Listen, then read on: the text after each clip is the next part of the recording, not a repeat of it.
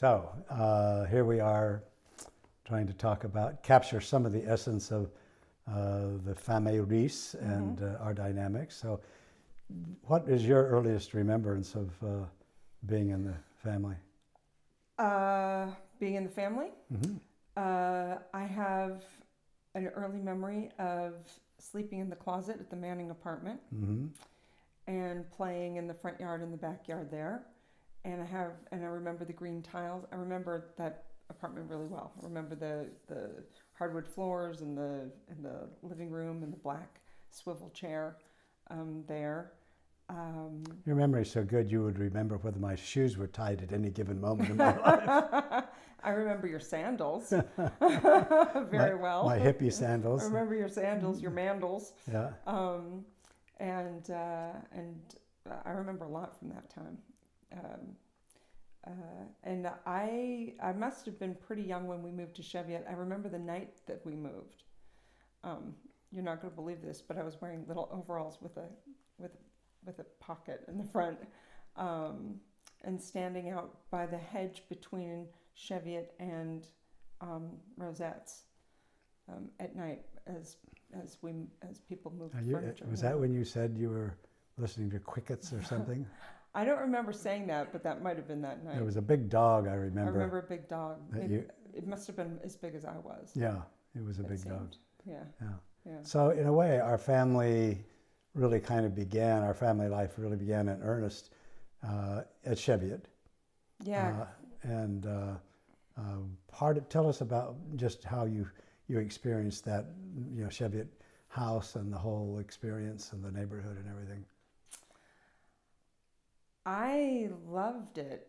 I loved that house. I thought the house itself was kind of magical seeming, from the outside and from the inside,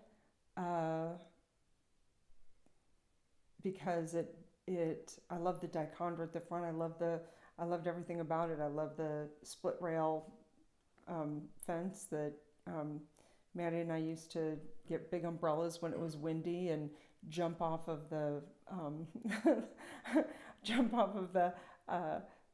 brick part and try to catch the wind and float down. There were just so many places for us to play and hide and do things with. There's the attic above the garage and your mother's beautiful garden. I mean, yeah. She had such a taste for flowers and beauty. I mean, it seemed to me as I think about our home that one of the things that she and I really tried to provide was a sense of beauty and warmth. Mm-hmm. So one could see that in the house itself, but also the music and art and literature and things of that nature. Mm-hmm. That seemed to me to be part of what at least we were trying to provide. It seemed like a real family place. Like, we played all over it. We played everywhere. Played places probably we shouldn't have. There's the dog run there, and we just spread out and playing in the hallway. Before the upstairs was built, that was a play area with that drawer. There was a sliding Mm-hmm. place and then the drawer, and yeah. Going to the Beverly Hills Library was a big thing. Yeah, just it seemed like such a family house. All of the things that make the Rees family seem to happen there even before we added on. Mm-hmm. So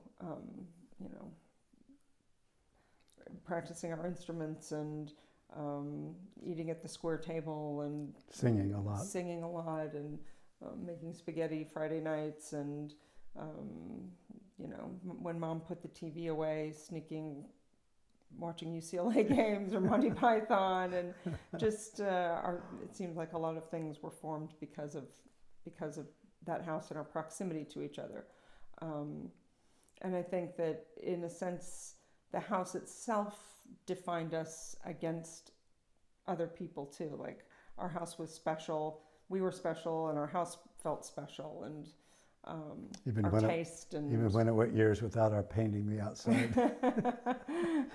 yeah, and learning how to work, having our chores and working, and that defined us as well. And Your mother spent time teaching you kids how to cook, right? yeah, yeah. Uh, we all cooked and sewing. Getting the sewing machine out and sewing, um, and working. And I know it's proximity to other kids in the neighborhood and Rancho Park, and just it was a great place to grow up. Um, it must have been an amazing opportunity for you guys to buy it. It was. We were very. I drove by one time, going down Motor Avenue, saw the sign, drove up, and I just fell in love with it. Yeah. Because it was aesthetically, it was beautiful, but the neighborhood was such a nice neighborhood, and turned out to be, with all of the just wonderful neighbors. So we were already in the ward. So did We you were know the in. people who were in? We were in the first ward. Oh. We were living in that little apartment north Right. of, just right by the temple. Yeah. Right next to the temple, where you were sleeping in the closet. Yeah. And then I don't know where I was going, but I drove by and saw that sign, and I just thought, wow, and called my friend Dr. Hansen and borrowed $7,500 and bought the house for $30,000. And I didn't know how he was going to make the payments, but I started teaching extra and doing extra things to make the payments.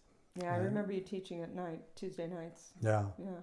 And then Sundays was basically our day to go to church and come home to Sunday dinner and watch TV and read and Take do a stuff. walk after sacrament meeting or before sacrament meeting. Yeah.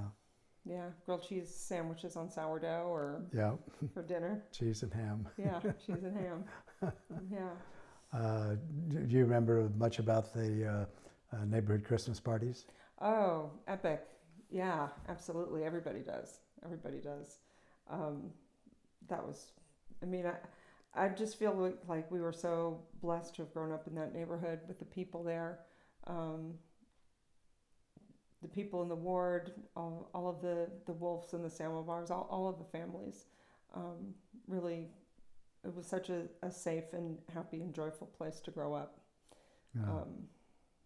Being able to walk to school, as much as we felt at the time, we didn't, it felt so hard. It was great, all the social time walking to and from with our friends. And like I said, I feel like that house defined us in a lot of ways. And that encompasses the neighborhood and all of the people in it. And I was telling somebody recently that it was not uncommon to see people at Vaughn's supermarket with concentration camp tattoos. Mm-hmm. That was a legacy of growing up in that neighborhood too. Yeah. As much as all the Mormon families in that ward, there were lots of interesting cultural riches. Yeah. As well. Yeah. And I also remember going to Vaughn's with you and eating Haagen-Dazs ice cream on the way home. Well, sneaking a little bite. If you put it in the cart first, then it would be soft enough for you to eat it on the way home. Who could tell? That's true. So growing up in that house, Yeah. which we lived in, and you kids all went away and then all came back at certain points. Jenny never did, because she had other places to live, and she worked, and she, even when she was at UCLA, she lived outside the house, but the rest of us came back at different times. And by then, of course, you'd added on to the house, but we also, because of that house, we had Grandma Stanfield live with us for 5 years. And Granddad and Vicky lived with us for a while. And Granddad Stanfield as well. Yeah. What? I don't remember him living with us so much as being at UCLA. Yeah, he lived with us for a little while. So tell me what it was like for you and for your siblings to have that older generation come and live with us? I thought it was great. I thought it was wonderful. It must have been hard for Mom, but it was nothing but a gift, I think, for us because, or I should say for me, because it was having, a loving, doting adult in the house. And I think we had to maybe behave differently because we wanted to be sensitive to this more old-fashioned, ladylike woman. What kinds of words, kids? Grandma's coming to live with us. What kind of words can we say? What can we say? What would offend her? But she was. She was easy in a way, yeah, wasn't she? Yeah. She was not. She sort of was guest-like, I guess. Mm-hmm. That's a good way to put it. And modest, Mm-hmm. and really humble, and it was so clear how much she loved us. But it was also really wonderful to have her. It's a treasure to me always to have kneaded dough for bread on the kitchen table with her and made cobblers and things like that before she got too frail. So that's a pretty incredible legacy. And I remember once though we went to La Jolla and we were playing in the surf in the sand and Grandma Stanfield was way up on the cliff above.